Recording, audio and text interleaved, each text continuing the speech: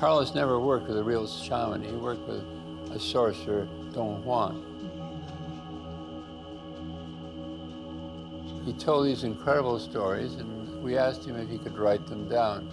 So he started writing a little bit, and he had a great sense of humor, by the way, a very funny man. He said, "That's great, bring another one, and so on." So soon he had almost a book length.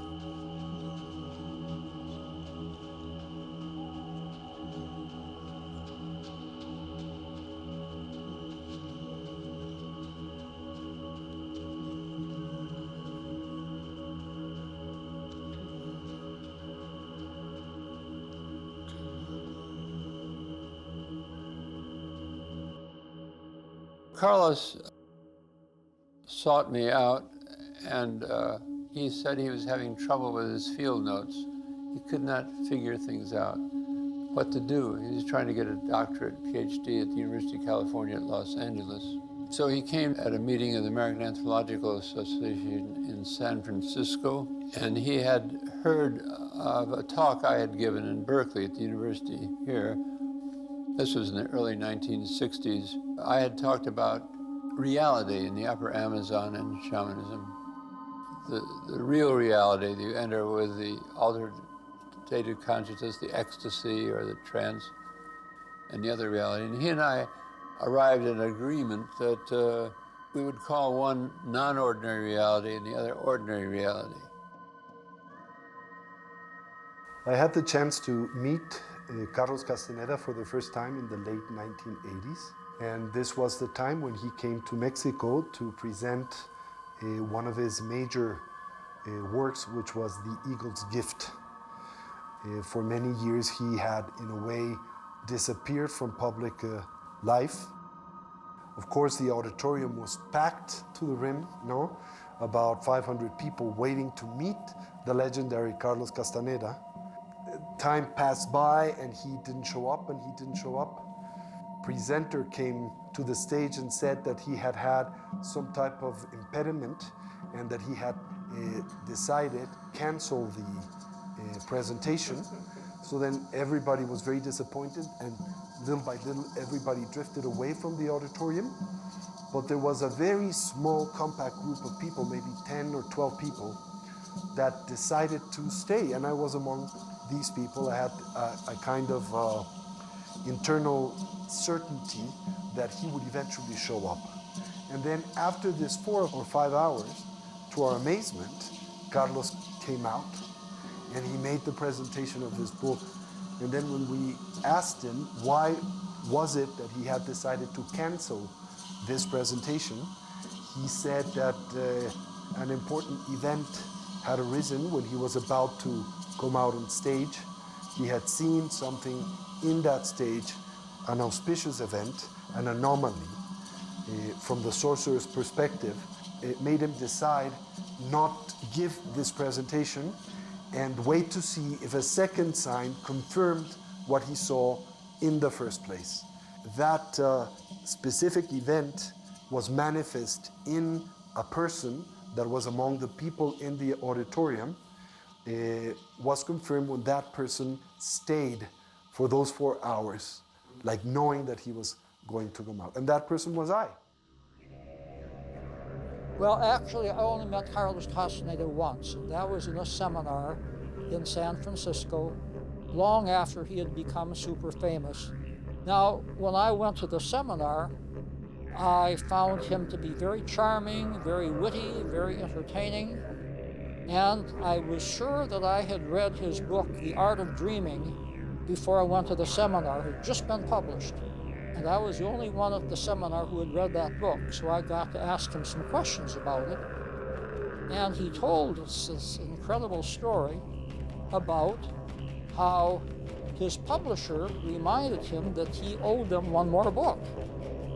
And he said, oh, several years ago I wrote a book about dreaming, but it was so wild I didn't expect anybody to believe it, so I just filed it away in the second attention. Why he didn't just put it in the safety deposit box, I don't know. Maybe this was a metaphor for a safety deposit box. It took me a whole week of meditation to pull it out of the second attention and bring it back so it could be published.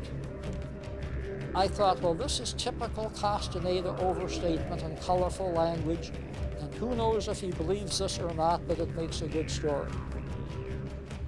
The things he talked about were so expansive. I mean, it was like mind-blowing was a very common word that we used. Untold stories and untold marvels that the human being in his expansion of perception could manage, could do.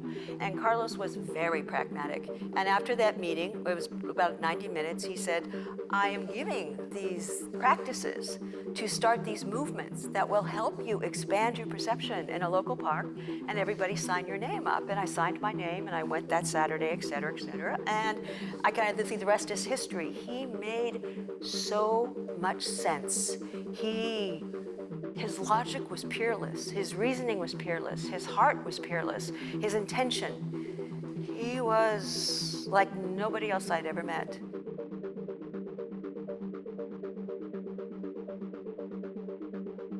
I had a chance to spend a day with him when he came to the Bay Area, and he actually specifically offered to meet with transpersonal psychologists. And then, of course, I heard a lot of stories from Michael Harner, who knew him quite well.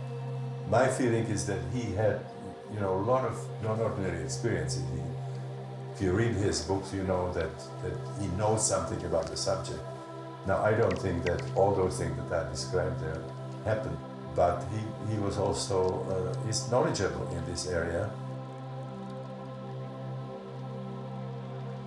So I met him at a brunch at a house in Santa Monica, a very modest, lovely home. He was there with Florinda Donnegrau and Taisha Abelar. I knew Taisha was with Castaneda at the party, so I said, "What do you do?" And she said, "I do what they do." The thing about Castaneda is that he was very personable, and he was one of the funniest people I've ever met in my life. I mean, he was a sublime mimic. He could mimic anyone, including myself. For me, it was just a very important personal stage, which developed in me, one might say, many aspects of the flexibility of consciousness and the ability to perceive. Something that lies beyond the physical world. For most people, as I understand it, including based on the experience of their youth, it is simply often impossible to believe that there is something else, subtle beyond this material world, and that it is no less real, and maybe even more real than this physical world, than this whole social world in which we are constantly spinning in our minds. Sometimes we get lost in all of the stories, and sometimes we stay in all the stories, but to actually realize that what he achieved in his books is something each one of us can achieve. I had sat at the feet of many teachers, listened to many stories, but I didn't hear enough of how I could do it. But yet here was this man, Carlos Castaneda, who said, "You can do this. You're much more than you think you are. Let me show you the way." Because I can open up doors. I can't walk you across those doors. You have to do that yourself. But I can open up those doors for you. That was what he did. Michael Harner, the great anthropologist, opened up the field that into these realms we've been talking about. He brought to a marvelous meeting at Esalen at 64 a young Carlos Castaneda, a graduate student. So nobody had heard of Carlos. He stole the show. This was film. His sheer personality and fun. He sat typically on the floor. He was so much fun, and nobody knew who he was, and told us these stories, about Don Juan. And Fritz Perls got angrier and angrier because Fritz Perls doesn't believe in mysticism or occultism or anything. This was authenticity. And he actually leaned down, he was sitting, and slapped Carl. He slapped him like this. And said, "You are leading us astray. This is all magic, blah, blah, blah." Because Carlos was telling us how he had taken this datura and put it, and suddenly he was in the bushes. And he said, there I was in the bushes. Did I fly or what? And this infuriated Fritz. Carlos had two phases in his life. The first phase, when I knew him, he was having ordinary reality experiences in Southern California and adjacent Mexico with a Yaqui sorcerer, Don Juan. There are shamans who are more focused on healing. Shamanism is about power, using the power from the other dimensions, and it's not prescribed that you should always be a healer. You have to be careful to which category the shaman belongs. Well, Castaneda was an exceptional individual. He was an extraordinary raconteur, efficient at grabbing people's attention by means of the way he related his stories, anecdotes that accompanied his life, his youth, and his meeting with Don Juan, and then his turning towards the sorcerer's life. Not very physically appealing. He was small and short, but at the same time he had this amazing personality. Well, I was fascinated with him. I thought he was brilliant.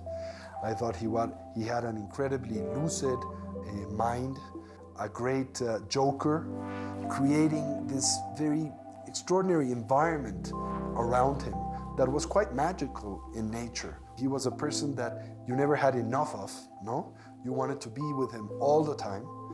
You wanted to hear him all the time. He was also, at least with me, very affectionate, very loving, and at the same time he could be very confrontational. And also by means of the way he told you stories and anecdotes in his life, there was a way that he was able to move your attention to a different position. And then there, he gave you certain teachings, very penetrating in that state of mind that he constructed for you in a way. Carlos Castaneda was very poetic, a very poetic being, sometimes glossed over by people who are obsessed with, was Don Juan Matus real? Where was he from this year to this year? They completely miss the beauty of his poetry, the ethereal quality of what he was trying to convey, which is impossible to convey in words. Impossible. Carlos was a man. No, he was on a wall. He was a leader. He was a guru. He was a, oh my, yes. He was an artist of shifting. He didn't have one identity. Just like if you listen to the stories of Carlos's cohorts with Florinda, Carol Tiggs, and Taisha Abelar, they all met a different Don Juan. There was Don Juan, then there was Maurice Aureliano, then there was Taisha, Abelar, John Michael Abelar. So Carlos had multiple identities.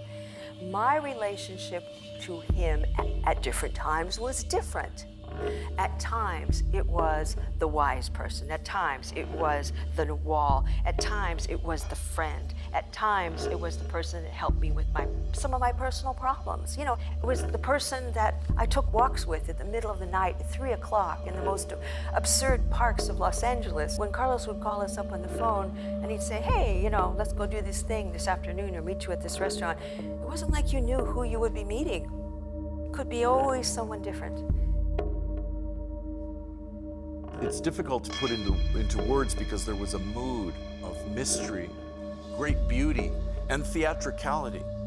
I'm very theatrical. So the world of Yaqui Indian sorcery, to me, I was home, as opposed to Zen Buddhism or some other kind of discipline that in essence shared many of the same thoughts and ideas and concepts as the sorcery that Carlos Castaneda initiated me into. And Castaneda presented to me a system, a lineage that for me was just a stunning narrative.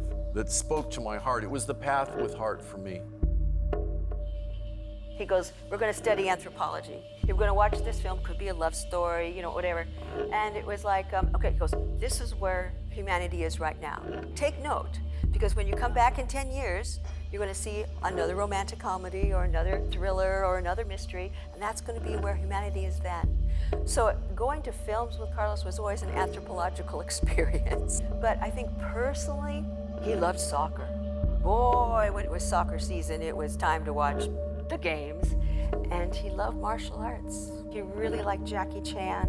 He really liked Jet Li. He really liked Bruce Lee. He just had collections. He was a collector. It was always interesting for me, for a man who was so out there, he always took such beautiful care of everything, of his possessions, few possessions in this world. Very respectful. He talked about himself as an old writer, 80 years old, walking around UCLA with the teachings of Don Juan, saying, this was the book that made me. They called me the godfather of the new age. He would tell me those things to emphasize this idea that it is all temporary. What he challenged was certain philosophical books called the preservation and maintenance of the everyday self. So he warned me not to become Mr. Hollywood, you know. Don Juan Matus used to call him, Carlos Castaneda, Mr. Nightmare. He was a great manipulator. I think from his perspective, he thought that by means of always keeping everybody on their toes, compete for his approval and affection, that in this way he could weaken their ego, you know? But in truth, it became with time sect-like type of behavior, where he is the center of attention of all these groups, very demanding and very tyrannical and also very abusive. He was never like that to me, but to the people that were always looking for attention, competing to be part of that group, he was very tyrannical. So after many years of closeness and of being able to interact with Carlos, I had seen many contradictions in the lineage and in his conduct, which doesn't deny his brilliance or his deep spirituality. It's just that after that time, I thought that there was something that was not complete there, and that was not precisely for me. An American writer, who I won't mention the name of, decided to make a career out of attacking Carlos. Even claimed that I'd made up the Yaqui use of datura to change consciousness.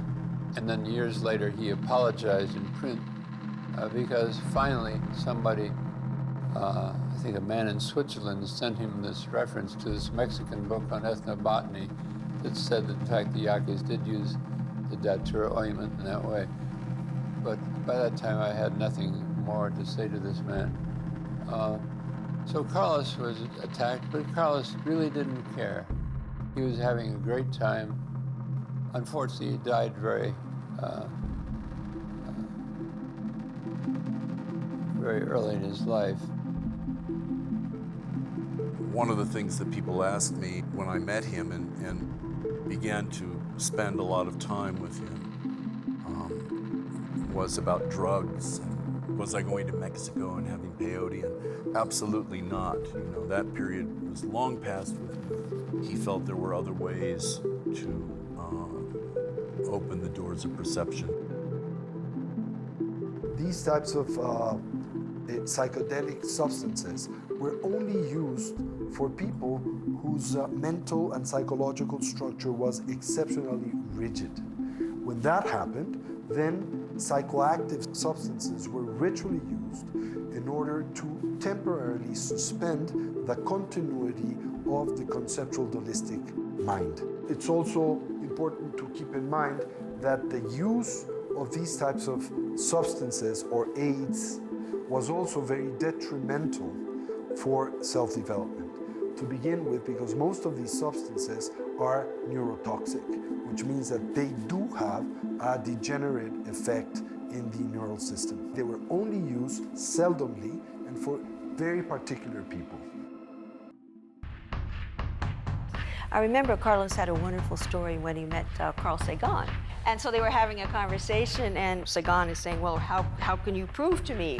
And Carlos goes, you cannot prove to me your physics. You cannot prove to me your measurements out there in the universe. I would have to enter your world. I would have to take Physics 101. I would have to understand your calculus. I would have to understand the way that you assemble that reality in order to understand what you see. The same is exactly true of my reality. And what I'm saying, you would have to take Sorcery 101, enter and do the tools in order to understand what I'm talking about. The essential objective of the tradition was to generate a certain collection of circumstances, both external as well as internal, in the individual to inhibit the temporary functioning and continuity of the conceptual dualistic mind. The nature of mind, which goes beyond space and time or duality or conceptuality, simply arises in a very natural way. In order to stabilize the essential nature of mind, the practitioner needs to develop one-pointed concentration. Then, in the Don Juan lineage, what he needed, or she needed, was personal energy. And that energy was related to our life's events, the way not only that we lead our lives moment to moment, but the way that we have led our lives in the past. So a second tool that is introduced, which is a contemplative tool that is also parallel to the Buddhist tradition, is the recapitulation.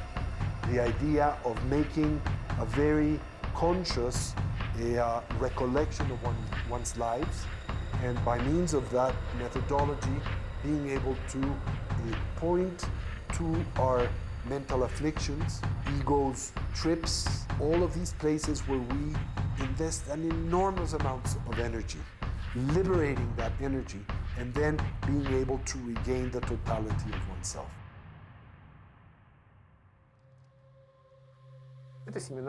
This is a seminar in Frankfurt. We began to make a rather long series, which was devoted to entering the state of the tree. At some point, I noticed that my eyes seemed to stop looking. It's as if I have nothing to look at the world around me. My eyes have closed by themselves, and my body continues the line of movements that were memorized before. And my condition is changing deeper and deeper, and that I'm not really human anymore. And my attention goes to the roots, many, many meters deep into the soil. I still opened my eyes, looked with a focused gaze into this hall, and I did not see people there.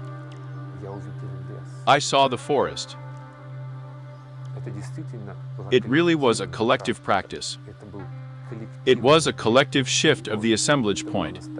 It was a real magic, which was arranged by the leaders of the seminar. It was like people, but in fact, energetically at that moment they were trees. And it was an absolutely real experience, not a glitch of the mind. Then we smoothly returned to the usual, so to speak, human state. But the very trip to such other states, seeing and experiencing their energy structure, certainly gave an invaluable experience of understanding that our human existence is also just one of the constructions.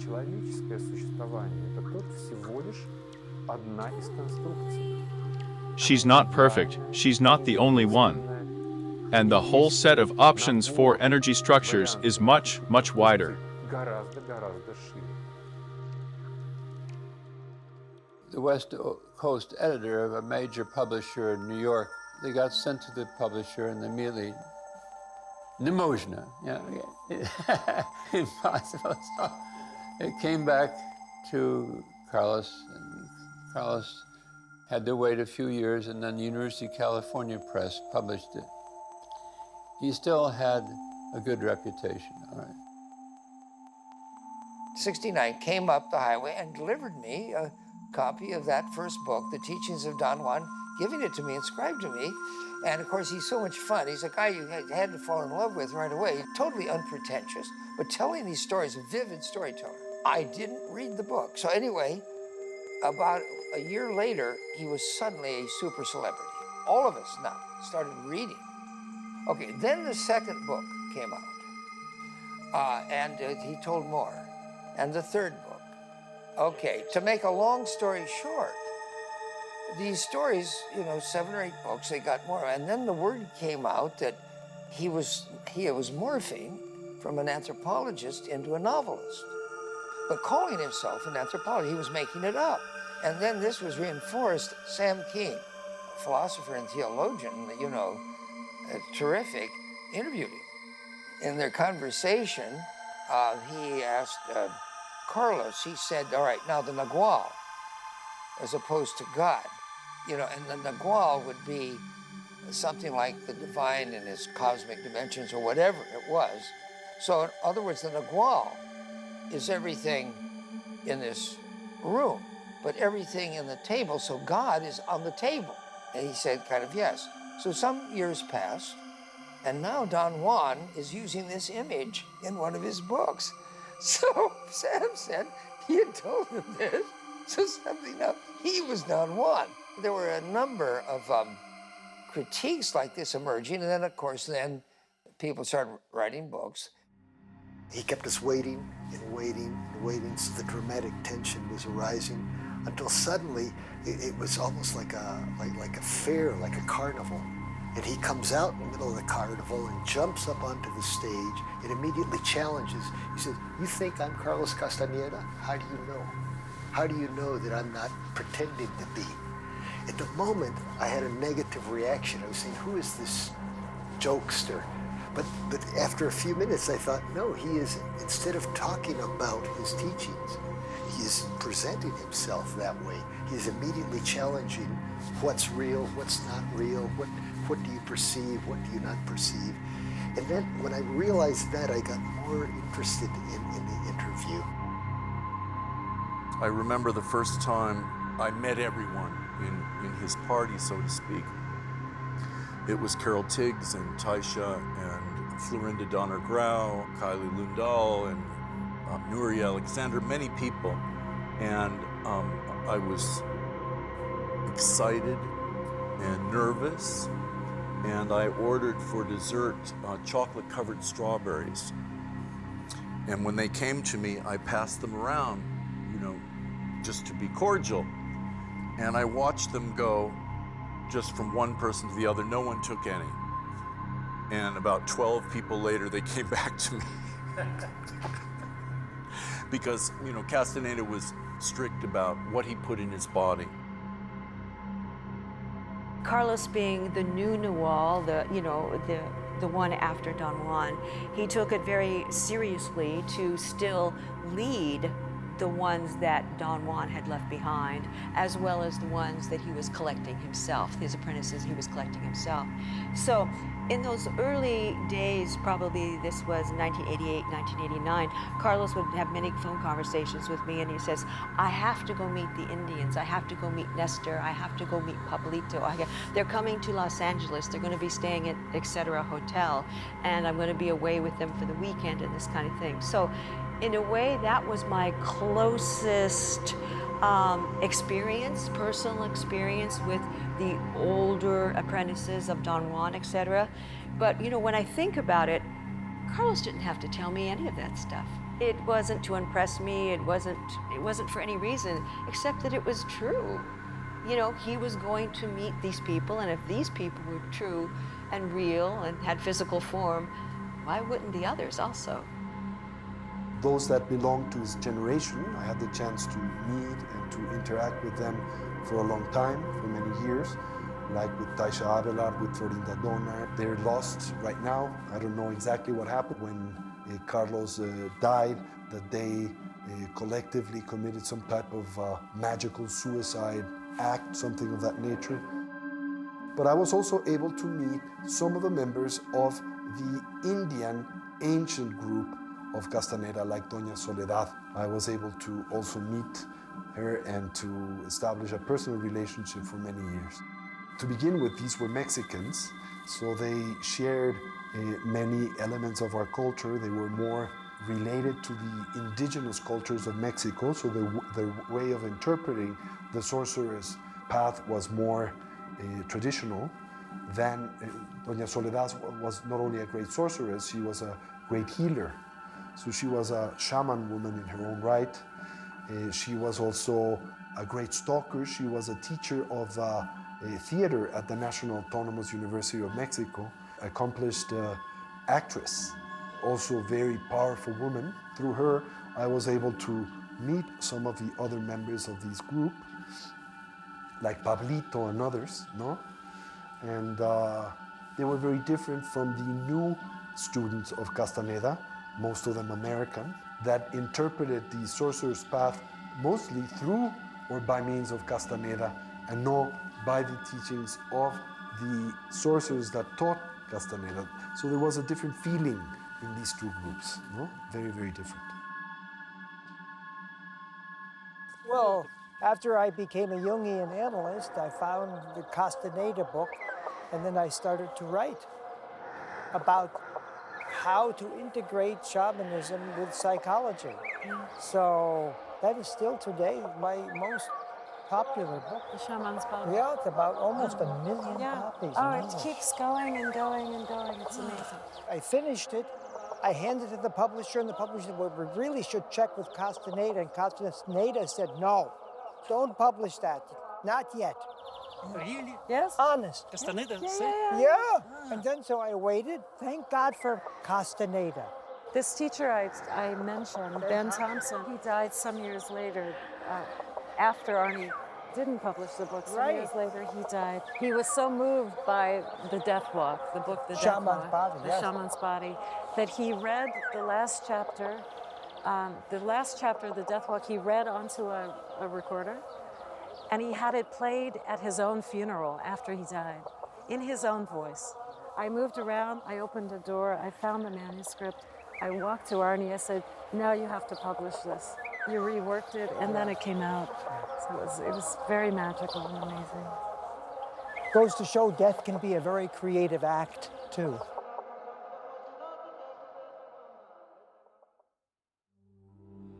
He could send energy to people. He had a great sense of wanting to help people. He wanted to free people. He wanted to free them, open up their own doors of perception. He would send, I'm going to send you a ball of energy. And you would feel it.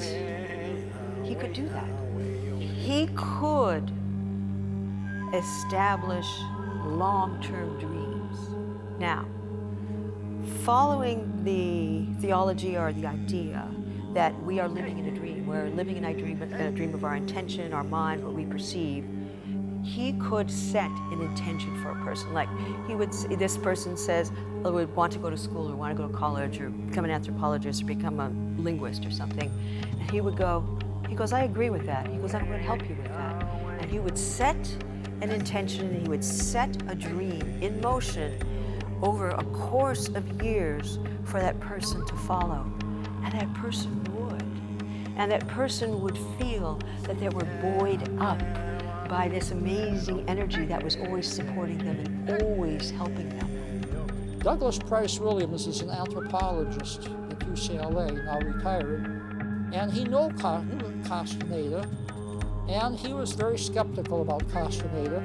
And so during one of their meetings, he said, Carlos, I'd like to believe that you have these abilities, but I'd like some demonstration. And so Castaneda said, Douglas, when you get back tonight to your home, write down the name of half a dozen people and give it to somebody, and then just forget about it. So when he got home, he wrote down a list of, I think it was 6 or 7 or 8 friends of his, gave it to his wife, put it in an envelope, forgot about it. Some months later, Castaneda was back in town, and he phoned Douglas Price Williams and said, remember when I asked you to write that list of names? And Douglas said, oh, almost forgot about it, but the list is safe. And Castaneda said, I want you to contact each of the people on that list and ask them what they dreamed about last night. So Douglas went back, and he was able to reach everybody by phone, which was an accomplishment. And incredibly, every person remembered a dream from last night. Even a person who was on an airplane who fell asleep and had a dream. More unusual than that, everybody dreamed about small animals. Castaneda received this news very casually. He said, well, you see, I sent my power animals into their dreams without even knowing their names. Now, that's something that no magician could do that I know of. In the sorcerer's way, it's a lot of tricks, a lot of particular circumstances that are designed by the teacher to inhibit the temporary continuity of the dualistic conceptual mind. And when this happens, then the teacher is able to point at the basic nature of mind, and with that allow the practitioner to recognize and stabilize. In this tradition, that's called stalking. And another methodology that is used, that's also parallel to other wisdom and contemplative traditions of the world, and only finds, I would say, the same parallel in Buddhism and the Indian traditions of Mexico, is dreaming, lucid dreaming, no? And with lucid dreaming, the idea is for the practitioner to eventually be able to recognize the illusory nature of dream appearances, detonate lucidity in a dream, and recognize the illusory nature of dream, then eventually one is able to wake up within the waking state and also recognize the illusory nature of waking appearances. And when that happens, one is able to liberate oneself from the pernicious influences appearances exert over us due to attachment and aversion, no? Which basically arise from ignorance and the dualistic conceptual mind. In the middle of the night, maybe around 2 or 3, you know, and you go, okay, yes, I'll be over in 10 minutes, okay, sure. He had a little truck, a little brown truck, a little beige truck. We'd all get, he was drive, and it's just like you're barely watching anything, but you're going to these places. And we went to this one place, I loved it. He would say, this is where Carol Tiggs comes to dance. And it was a very lively little dance hall, had a big open door, there was music coming out of it, bright light and happy music and lots of people. And he goes, we parked the truck right out front and you could look inside. He goes, look at all of that. You could see the band and everything, and it was great. And he goes, look at the sign, and it said Virginia's, Virginia's. It was great. And then he would drive us around the neighborhood, and he goes, this is where Carol Tiggs lived in this apartment, and there just happened to be a light on in the window, and there was a shadow of a person, and who knows, walking by, I don't know, you know, just shadow of a person. And he goes, oh, look, there's Carol's cat. And then he'd drive us back to home and everything. And so some of us were highly inquisitive if we could find this place ourselves the next day. So we would all band together in our own little car. Okay, we went down this street, we went down this street, we went down this street.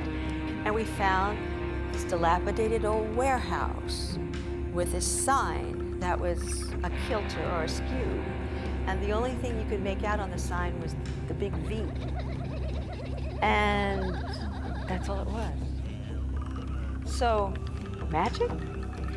He could transport you groups of people through time, different times, different dreams. Again, he was a maker of dreams. He was talking about dreamers and stalkers and people finding their hands in dreams. I was a complete failure. But my mind was telling me that, you see. I had found Castaneda. I spent 10 years with him. I sat on the bench in Tula that he and Don Juan did when they met the Death Defier. I mean, what part of that is not dreaming, you see? So the idea that you can only dream in some esoteric world, you have failed as an energetic being if you can't find your hands in a dream or fly.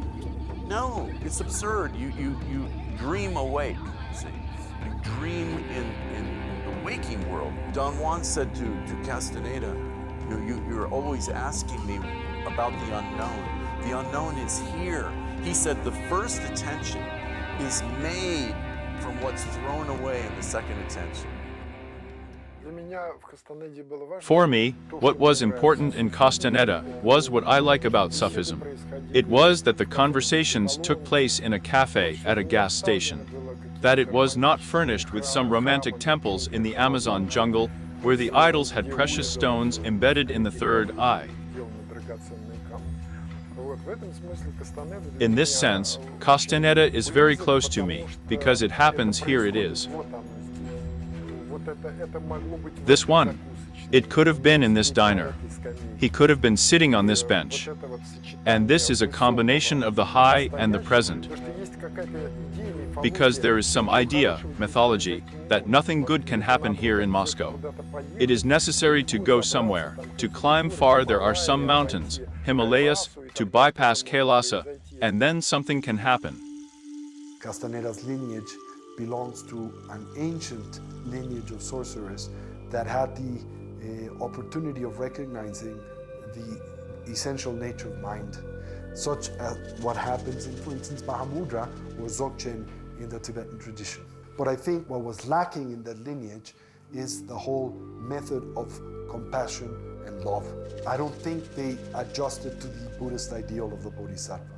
They were more people of power, which doesn't mean that they didn't have knowledge or wisdom, but they lacked this element that provided an imbalance in their personality or an imbalance in their self-development, I think. In one of his books, he's visiting Don Juan in Mexico.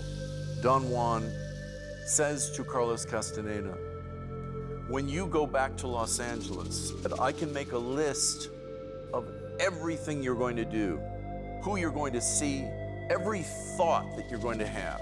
He said, it may be a long list, but I can make that list and leave nothing out. You cannot do the same with me.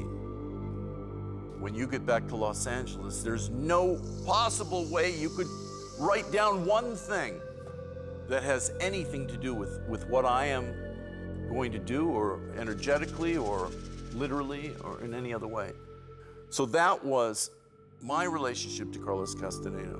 He really knew me inside and out. He knew me cold, but I knew nothing about what he did during the day or at night. Nothing.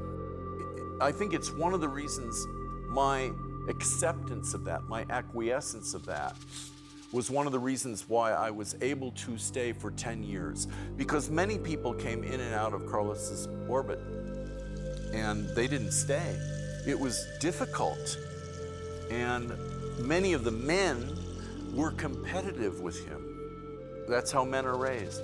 To overthrow father, to kill father, to insult father, or to go beyond father, to excel in a way that father couldn't, you see. And I was never competitive because that was absurd. Well, I think he was somebody that was always looking to make sense of his childhood. He had a difficult, a very painful childhood, and it took him all of his life to, I think, come to terms with that part of his life.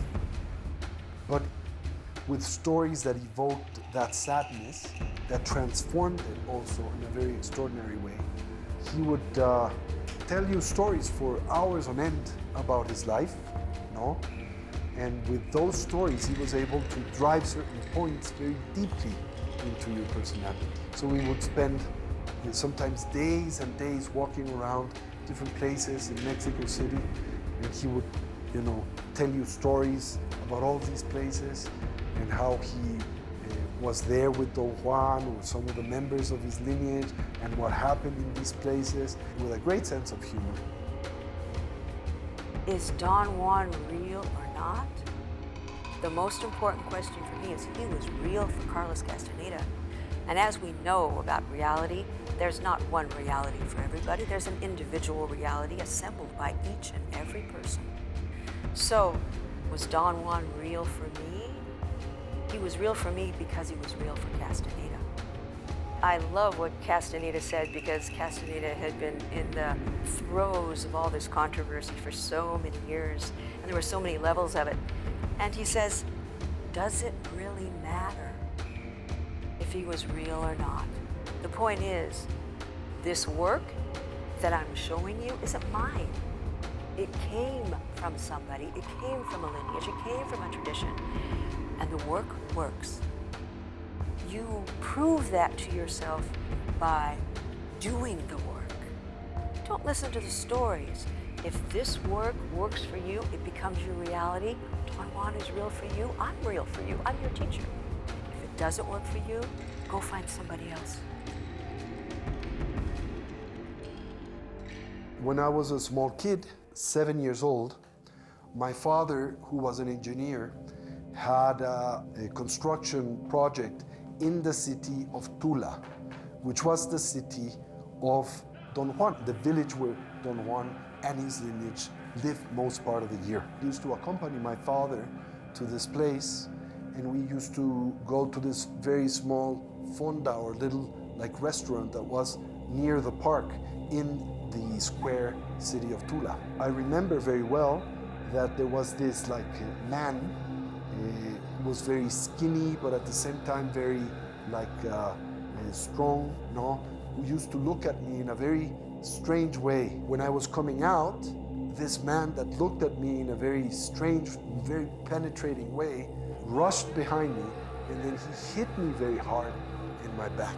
So I was very shocked. Of course, my internal dialogue, it stopped completely, and in a way I had a glimpse of mind's nature. And he smiled at me and he said, this is the way they will recognize you in the future. And then he left, and I never saw him again. I ran to my father. Do you think that it was Don Juan? Well, Carlos said it was Don Juan, and he was the one that marked me. And that was the sign that he saw that afternoon in that auditorium. And it took many years for me to later on find out that in that lineage, there was a famous Nahual who was called Lujan. He lived in the late 18th century, no? And he was Chinese, and he was a monk from the Shaolin tradition that had come to Mexico during the great migration of Chinese to the West, and then he had arrived in northern Mexico, and there he met a famous Nahual, no? And then he was trapped and initiated into that lineage, and a fusion between the Shaolin Buddhist tradition and the Indian tradition was set in that lineage. So that's what explains my dual roots, you could say, both in Buddhism as well as in that tradition. No? I think it was present in the lineage from ancient times, yeah, at least from the late 18th century. Because of this Nahual, there was a very important figure of that lineage called Lujan. Obviously had to be somebody back in the beginning, almost certainly. But as it developed over these 8 books, no, it was metaphysical bullshit. You could say that Don Juan is Carlos's cultural construct. There are many Don Juans packed into him. You know, I had this similar experience at Golf in the Kingdom. It's 45 years it's been selling this book, and it's translated now 2 years ago into Turkish and the constant languages. And so there was something called the Shiva Siren Society based on the protagonist. So then the big debate started. Well, Murphy based that on somebody.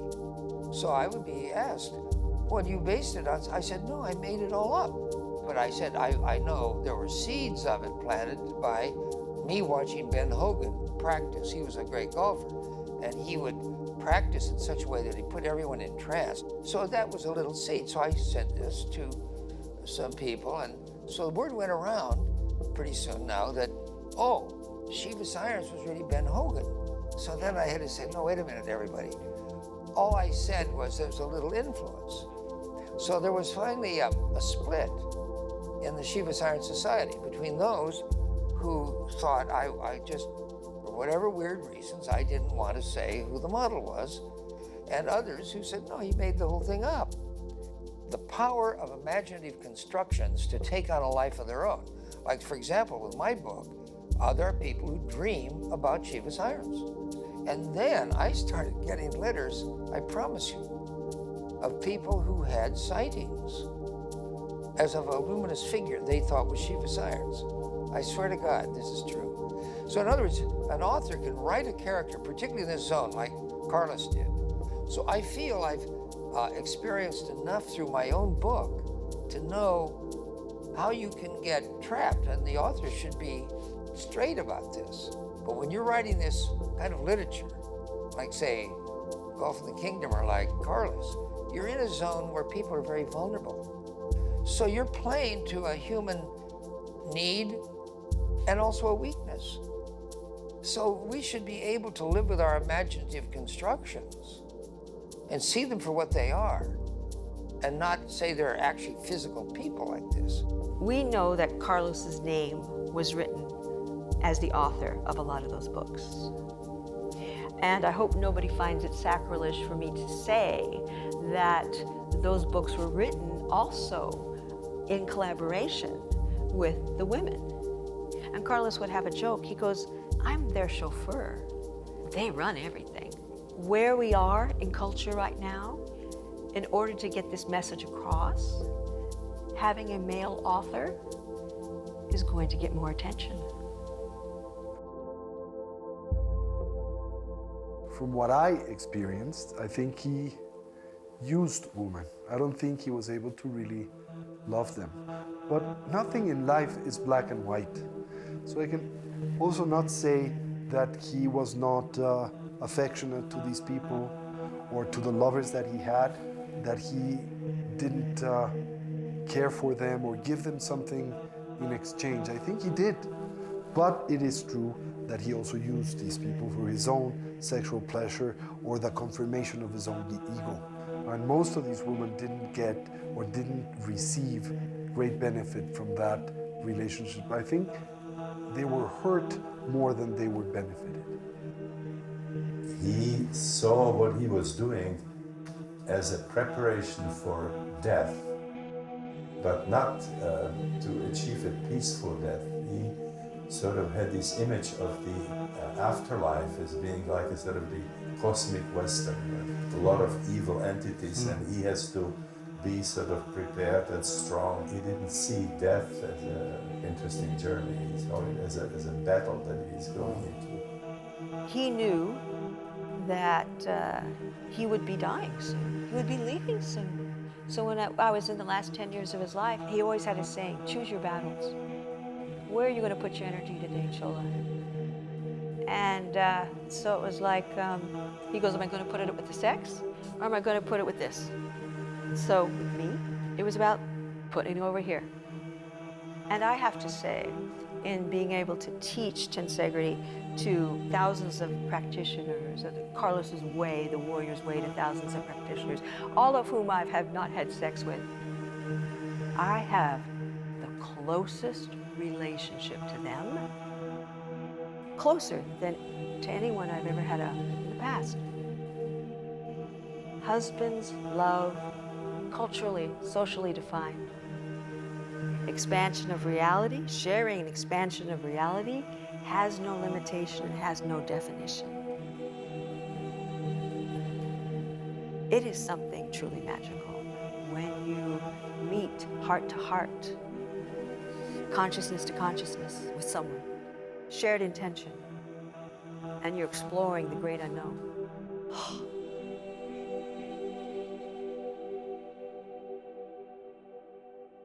But now Carlos entered another phase.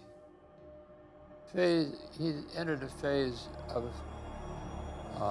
his dream period.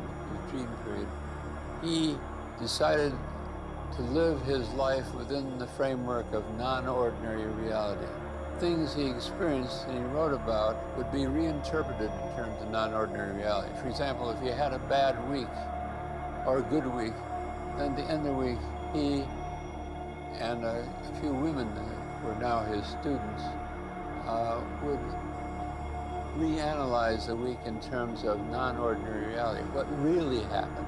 And to me, that was a mistake because he got disconnected from the other reality. So he wrote a number of books which got him into trouble because people could see the similarity of those books to things they'd read elsewhere. He was reinterpreting those things that he'd read elsewhere and discovering the non-ordinary aspect of it. The third book was actually taken from his doctoral dissertation. And I've talked with many people who know Castaneda better than I do, and they tell me that everything after the third book is very speculative, because by that time he had an audience and he had to write for that audience, and at that time he might have very likely drawn from his imagination, from his dreams, from his, shall we say, borderline states of consciousness. He might actually have believed what he was writing, but in terms of consensual support, it's suspect. I do think that the lineage of Castaneda was unique. There's no other sorcerer's lineage that speaks in the way that he speaks. I do think, and I know that there are many other lineages of sorcerers in Mexico and Latin America, but none that have that wisdom structure that he generated and constructed for the tradition based on his own education, based on several factors. The first one is this particular influence that the Buddhist tradition had on the lineage early on. I think that particular addition to the tradition transformed it in its structure and in its outlook in many ways. The second element was that it was a tradition that little by little immigrated into the modern urban environment. It's often the case kept in rural, indigenous environments. It came to the cities, it came to Mexico City, gravitated on a collection of individuals that were of not Indian stock, but mestizos and more of European influence. It was also presented to a collection of people that had a modern outlook on life, that were educated, at least this was the case in the 20th century, by people like the predecessor of Nahual Don Juan, Nahual Julian, and then by Don Juan himself, and then by Castaneda. So it was a lineage enriched, I think, by the philosophical traditions of the West and also of those of the East. I wouldn't say that he plagiarized these traditions. I just think that he was in perpetual dialogue with this tradition that enriched his language, his outlook, his way of presenting this ancient knowledge. But on the other part, it is also true that I think, at least in the end, this became an element of disruption. Little by little, drove this group of people out of focus.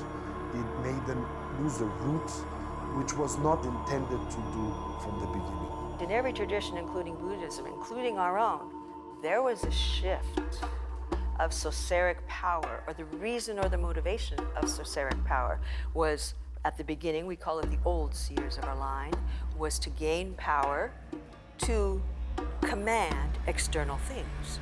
We could command the wind, the rain, the trees, etc., the floods. We could command the people. That was what old seers were about. There was a shift to new seers. New seers are only about commanding themselves, cleaning the ego, becoming enlightened, if you want to use that term. It is interesting to question if the old seers became enlightened in the same way, because as our tradition tells the story, the old seers were not necessarily so keen on cleaning their egos. They wanted power, they wanted manipulation, they wanted... Whereas the new seers, no, we're not about outside, we're about changing the inside. And we affect other people because you change the inside and people notice. You change your being, people notice. They go, you're different. How are you different? I kind of like who you are. How come you don't judge me? How come I can talk to you about anything? Ah.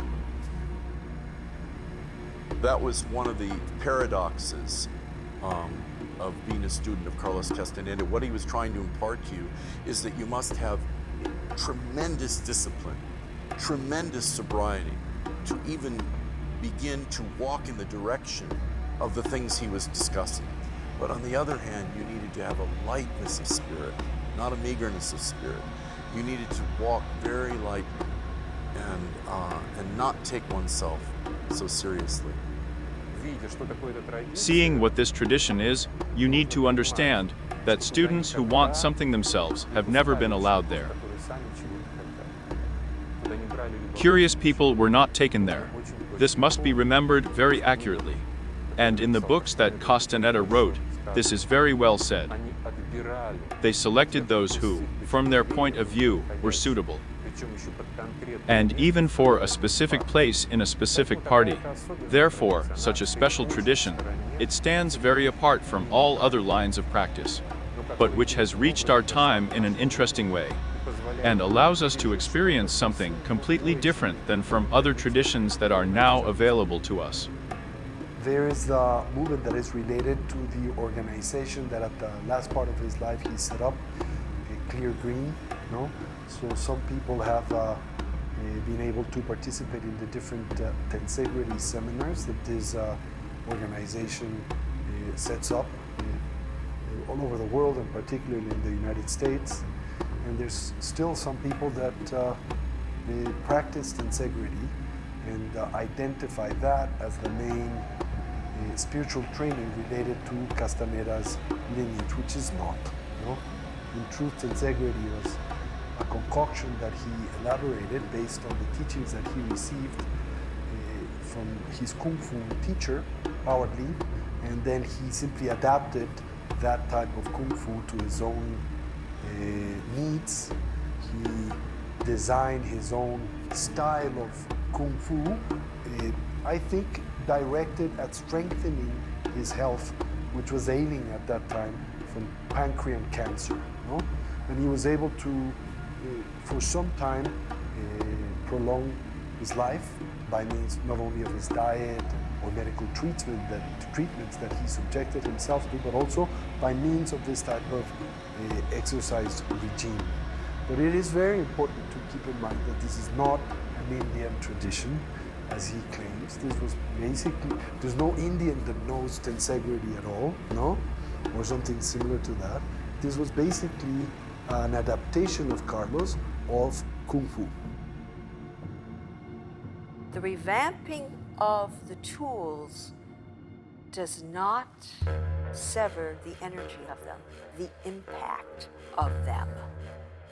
This is what I found so amazing, is no, I'm not gonna go in the riverbed and I'm not gonna use the mirror or something like what Don Juan did with Carlos. I mean, even that was generations before, 40, 50, 60, 80 years before now.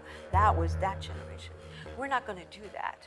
We're gonna do these other modern tools which help us expand, which help us see what invisible helpers open us up to other beings out there in the world. Each one of those tools had energy in them. And I know that if, you know, the business of Clear Green, or if the things that we are presenting, we have to stay in the energy, because it's the energy that moves people. It's the energy of the lineage, which when you go to any event which we present, or anybody else presents it in the name of Carlos Castaneda, who's been trained with Clear Green or from this line, the lineage is present. The lineage agrees to the changes. The lineage comes. They're invited to every party. At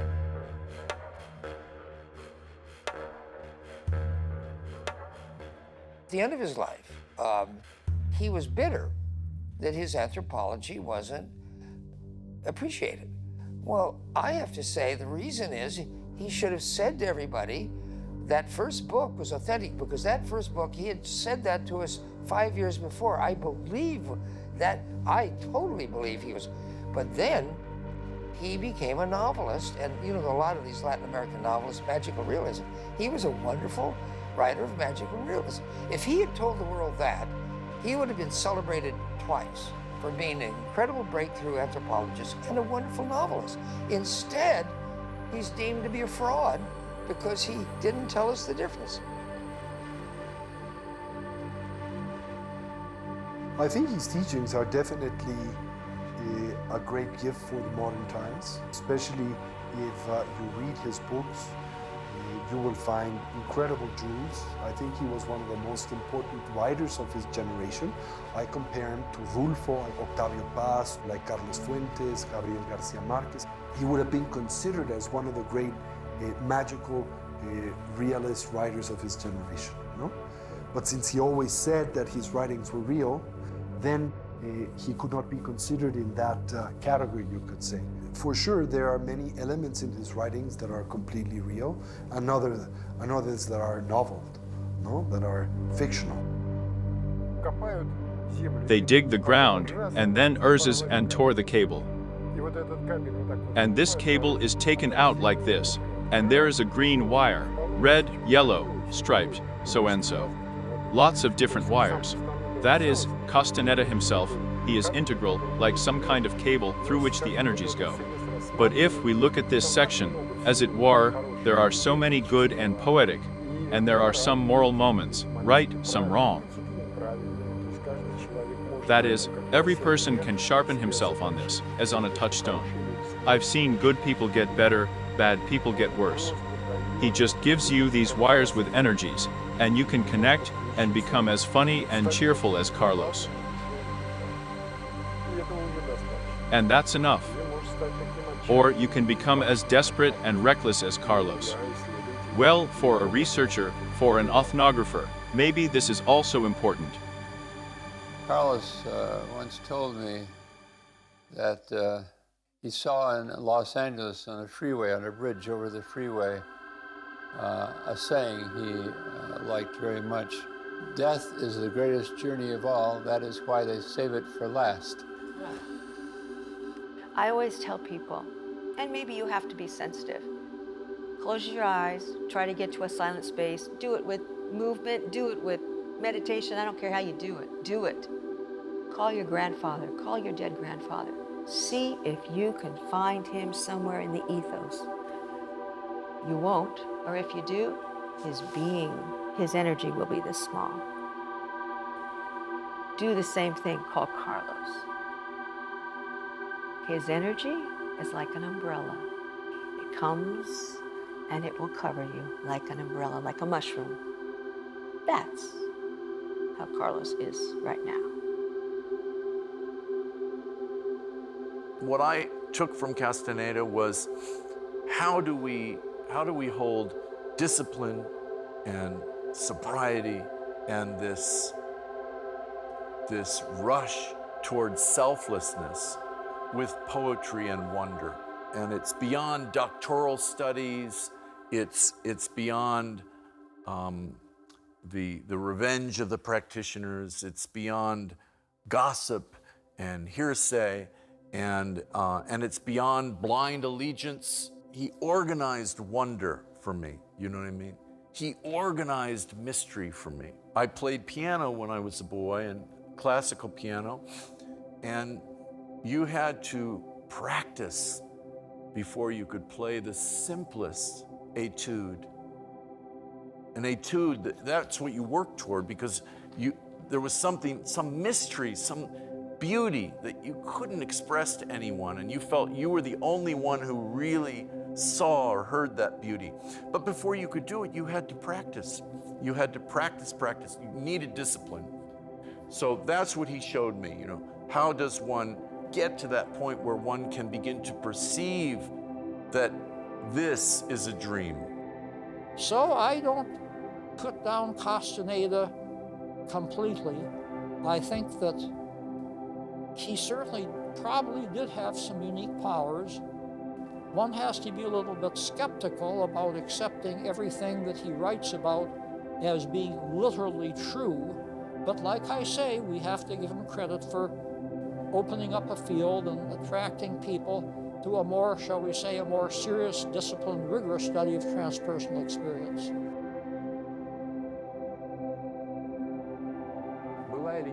Whether this story was or was not in reality does not matter at all. The value of these books cannot be exaggerated, and I recommend everyone to discover them in their lives. These are books that, unlike many other books about esotericism and spiritual development, are saturated with real power. The very reading of these texts, as Castaneda outlined them, are practices if they are not read as fiction, treating it really seriously. Imagining yourself in the place of this Castaneda, in these very practices, experiences, dialogues with Don Juan, and deeply experiencing these thoughts, these amazing ideas that Don Juan expounded.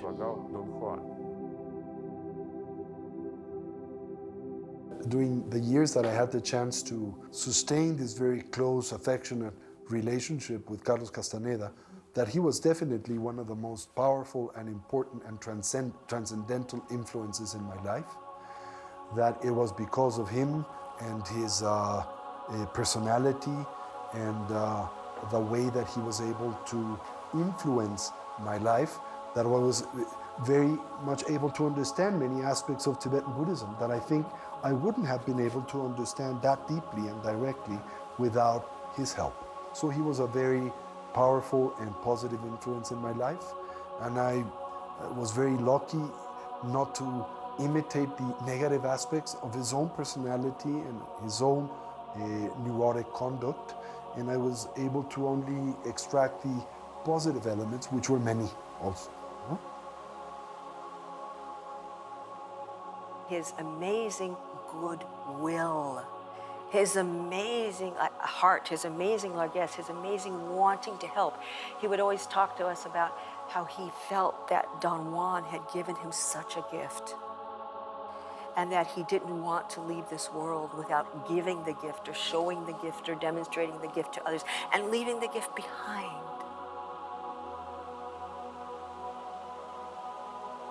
But anyway, he was a very misunderstood man, but he also did not attempt to defend himself. He was just doing his thing. He had his effect. What he did was not teach anybody about shamanism, really. What he did was surprise a lot of people. A barefoot Mexican Indian could challenge the greatest philosophies of France and Europe. And that was the kind of joke that Carlos liked.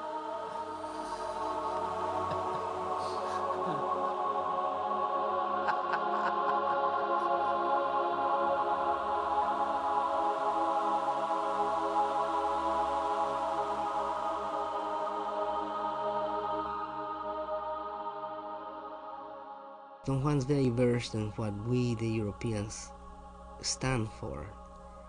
He's not handicapped in that sense. He makes use. He's a warrior, and he makes use of his.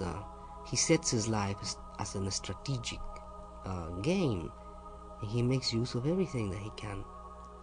He's very versed in that. My effort to make sense of his world is it's my own way of, let's say, paying back to him for this grand opportunity. I think